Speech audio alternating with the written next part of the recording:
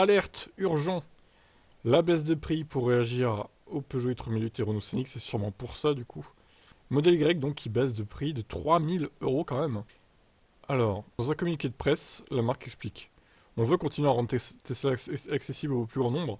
Pour cela, nous tirons parti du processus d'ingénierie et de fabrication originaux, rendant nos opérations plus efficaces, tant du point de vue des rythmes de production que des coûts engagés. En faisant bénéficier à nos clients de ces gains d'efficacité, nous sommes en capacité de rendre le meilleur produit encore plus abordable. Le meilleur produit, précise quand même. Hein. Donc hors bonus, 42 990 pour l'instant, le bonus est toujours de 5 000 €, jusqu'à preuve du contraire. Donc ça fait 37 990. Bon, ça sera peut-être 4 000 dans quelques semaines, le bonus. Donc ça donnerait 38 990. La baisse concerne toute la gamme, donc 3 000 € pour le long range aussi. Et la version performance, c'est 4 000 €. Le problème, c'est que la modèle 3, elle est toujours à 42 990. Mais elle n'a plus de bonus en fait. Elle est au même prix, mais elle n'a plus de bonus. Donc au final, elle se retrouve plus chère qu'un modèle Y propulsion, ce qui n'a pas vraiment de sens finalement. Donc est-ce qu'il va pas falloir, comme Renault l'a fait pour la Mégane par exemple, est-ce qu'il va pas falloir baisser un peu le prix de la modèle 3 propulsion au moins pour la rendre un peu plus abordable? Parce que c'est pas très logique quand même qu'elle soit plus chère, même si elle a sur le papier plus d'autonomie que le modèle Y propulsion.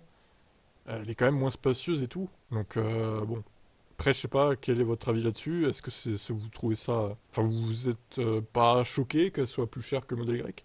Ça vous dérange pas ou... Moi, ça me dérange un peu quand même. Pour moi, un SUV doit être plus cher qu'une berline, quoi. Surtout si le SUV en question est beaucoup plus spacieux que la berline. Hein. Bon, après, bon, c'est Tesla, hein, les prix, des fois, c'est un peu bizarre. On verra s'ils réagissent du coup. Bon, en tout cas, voilà. Le modèle Y Longrange n'est toujours pas éligible au bonus parce qu'il a 49 990.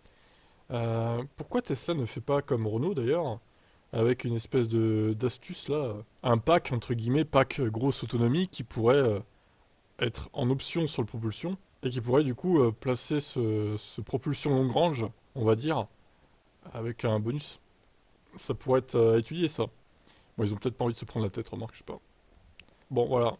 En tout cas, attention. Attention Peugeot et Renault. Tesla en a sous le coude. Des petites baisses de prix par-ci par-là. Donc s'ils veulent, comme les Chinois hein, en fait, s'ils veulent, alors peut-être pas autant que les Chinois, mais bon, ils peuvent baisser le prix quoi, à leur guise. Voilà, qu'en pensez-vous? Du coup, tout est relancé. Ciao.